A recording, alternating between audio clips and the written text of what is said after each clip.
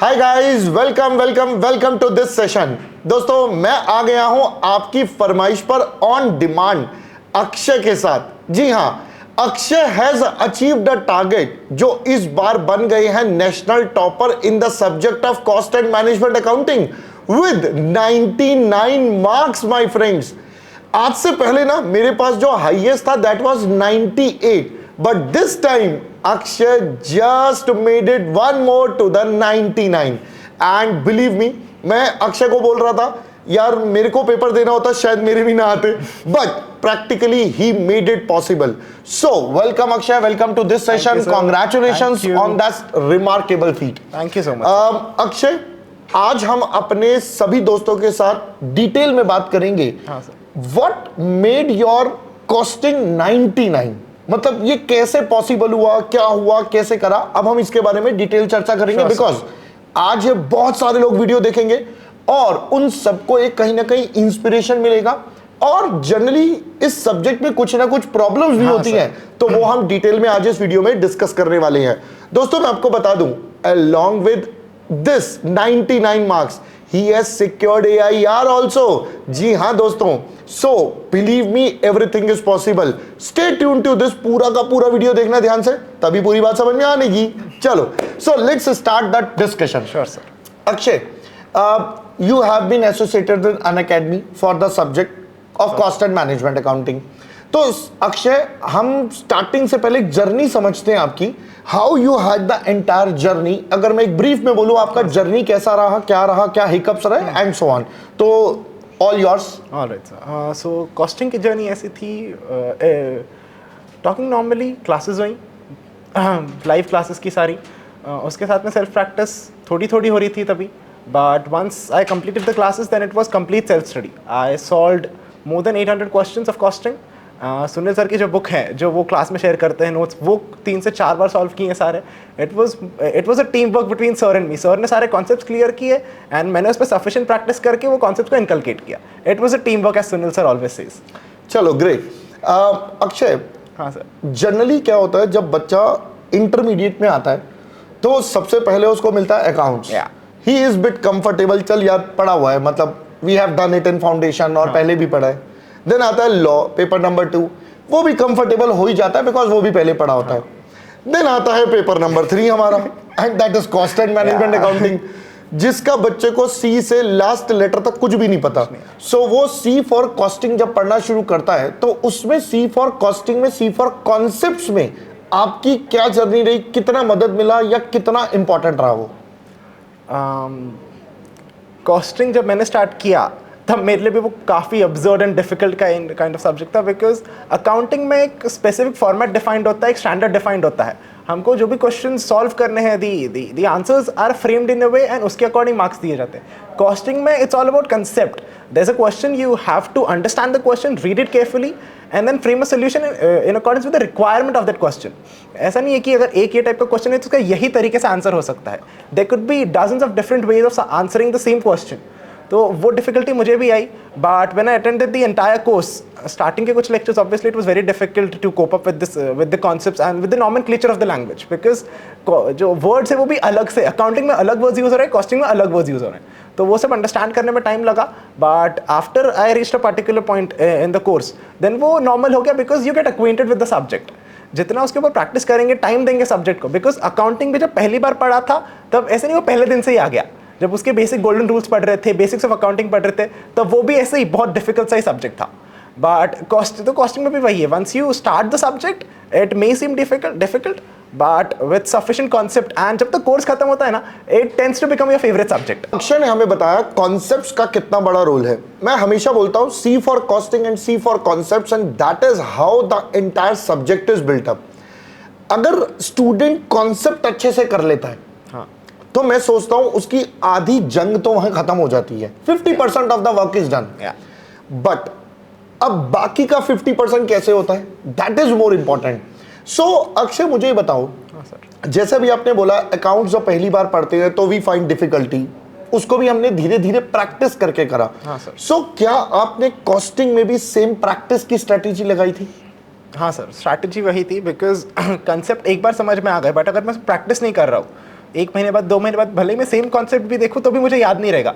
It would still be as strange as it was the first time. So revision important है. जब पहली बार पढ़ रहे हैं तो हो सकता है जब तो होमवर्क मिल रहा है तो वो तभी की तभी करें. सर जैसे बोल रहे हैं, सर की जो स्ट्रैटेजी बच्चे से फॉलो करना इंपॉर्टेंट है, because you don't know the subject as well as the faculty does. Educator को पता है कौन वो कोर्स में आगे जाके कहाँ क्या प्रॉब्लम आएंगी. जैसे सर से मैंने कॉस्ट शीट से स्टार्ट किया था फर्स्ट चैप्टर, एंड वो चैप्टर बहुत लंबा चला था. आई रिमेंबर मैंने पहले दूसरी फैकल्टीज़ भी देखी थी एंड सब अलग अलग तरीके से सिखाते हैं. सर ने काफ़ी सारे लेक्चर्स लेके वो एक चैप्टर सिखाया तो तभी लगा कि कॉस्टिंग में सारे चैप्टर्स इतने डिफिकल्ट होंगे. बट बाद में रियलाइज हुआ कि जो अलग अलग चैप्टर में जो भी कॉन्सेप्ट्स है वो फर्स्ट चैप्टर में क्लियर हो चुके हैं. सो सर जैसे सिखाते जा रहे हैं उसके अकॉर्डिंग करना एंड देन फिर उसकी खुद प्रैक्टिस करना बहुत इंपॉर्टेंट है. बिकॉज अगर मैं उनकी प्रैक्टिस नहीं करता आगे जाके तो जो फर्स्ट चैप्टर में सिखाया था I wouldn't have remembered any of it. तो वो इंपॉर्टेंट है. एंड प्रैक्टिस जैसा आपने बोला 50% is concept, the rest is practice. We don't have to depend on revision lectures और marathons for practice, because unless and until you solve the question by your own hands, it's not going to help you in the examination. वहाँ जाके orally answer देके नहीं आना है, लिखना है 100 mark का पूरा. एक इंपॉर्टेंट बात यहाँ पर आ रही है. बच्चों को जब मैं बोलता हूँ ना अक्षय कि आपको रिवीजन करना है, प्रैक्टिस करनी है, what I used to see is बच्चे ना ऑडिट करना शुरू कर देते हैं. वो ग्रुप 2 का सब्जेक्ट उठाकर ले आते हैं. सो व्हाट दे से इज ये बुक एक तरफ रखते हैं, सॉल्यूशन एक तरफ, एंड देन दे से इसका ये मैच हो गया, बिल्कुल ठीक है. मतलब प्रिंटिंग एरर ढूंढ रहे होते हैं. सो दे do audit. I say they do audit, but I always say audit will not always work, because paper में आपको अपने हाथ से आंसर लिखना है. You have to write it by your hand. So unless and until you practise earlier, you start visualising it कि मेरे साथ क्या होना है, आपका एग्जाम में दिक्कत आता है. ले सकते हैं. So Akshay, how was your strategy for the last 2 months of revision? अगर मैं रिवीजन की बात करूं, जो फाइनल रिवीजन अपन करते हैं, I am not talking about 1 day before. उसके ऊपर अभी मैं दोबारा से सेपरेटली आऊंगा, क्योंकि बच्चों का ना वो एक सेपरेट ही एरिया है जिसमें बच्चे बहुत ज्यादा परेशान रहते हैं सर उसमें क्या करना है. तो वो जो उससे पहले का रिवीजन टाइम होता है उसमें आपने कैसे अपने आप को ढाला और अपने आप को काम करा? अरे सर, मैंने 3 से 4 रिवीजन किए पूरे सिलेबस के. सो पहला रिवीजन तो डिटेल में होना चाहिए जितना हो सकता है. जितने क्वेश्चंस मिल जाए सब कर लो अच्छे से, सब सारा हैंड रिटन होना चाहिए. तभी नोट डाउन कर लो कि कौन से क्वेश्चंस इंपॉर्टेंट है, कौन से मुझे नहीं जम रहे हैं. वो क्वेश्चंस नोट डाउन कर लिए. सेकंड रिवीजन में जो क्वेश्चंस नोट डाउन किए हैं, किए करने हैं, वही करने हैं. सिर्फ उनमें से कुछ और निकल जाएंगे बिकॉज तब तक प्रैक्टिस हो चुकी है. देन थर्ड रिवीजन में और कम हो जाएंगे. सो इस तरीके से नंबर ऑफ क्वेश्चंस कम होते जाएंगे till you get to your third और fourth revision. Okay. And what about 1 day before?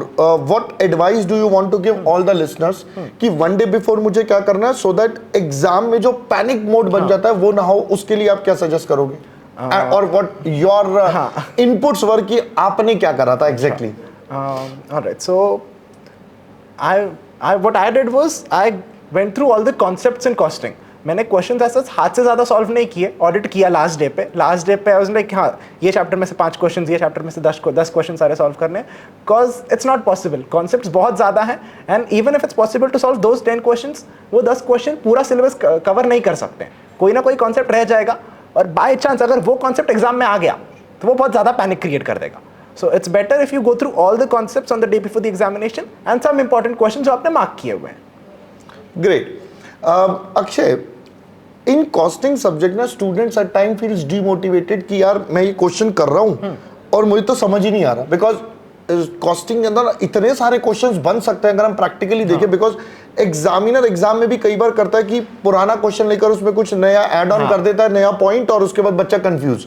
So at times you feel demotivated while solving a question, यार ये तो बन ही नहीं रहा, यार तो समझ ही नहीं आ रहा. How you face that situation? इसके लिए आई जस्ट सजेस्ट कि प्रैक्टिस इंपॉर्टेंट है, बिकॉज सिलेबस के बाहर का नहीं आ रहा है. कुछ कॉन्सेप्ट्स है वो जस्ट इंटरट्वाइंड है.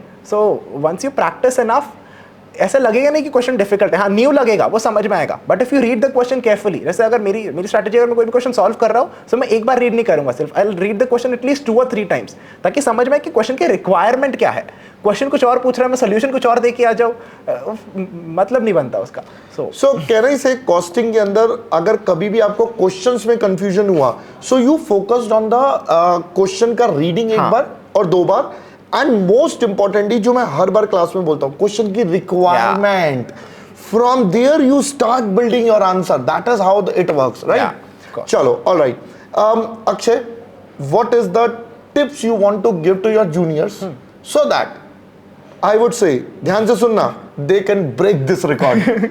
मतलब आई एम नॉट सेइंग ये वाले रिकॉर्ड पर, इससे ज्यादा ब्रेक कैसे करना है? Sir of course I am sure they will. 3 important things. First, concept पे फोकस करो। It's not like other subjects की सिर्फ क्वेश्चन सॉल्व कर लिए, कॉन्सेप्ट समझ में नहीं आया, सेम क्वेश्चंस आ जाएंगे वही करना है, नहीं। कॉन्सेप्ट पे फोकस करो। क्लासेस जो है वो डिसिप्लिन के साथ करो पूरी, जो भी क्लासेस है सर करवा रहे हैं वो पूरी अच्छे से करो। कॉन्सेप्ट एक बार समझ में आ गए then you can practise. Secondly, practice पे फोकस करो। एग्जाम्स के पहले जितना भी टाइम है डोंट गो इनटू ऑडिटिंग। काफ़ी सारे स्टूडेंट्स से सर ने भी बोला, it's very shocking for me कि ऑडिट कर रहे हैं एंड देन एक्सपेक्ट कर रहे हैं कि सोल्यूशन पता चल जाएगा, बिकॉज नहीं आता दिमाग में। If you haven't solved a question by your own hands, how can you expect कि क्वेश्चन देखते ही मुझे समझ में आ जाएगा इसका सोल्यूशन क्या होगा? So practice is important. Thirdly, don't panic.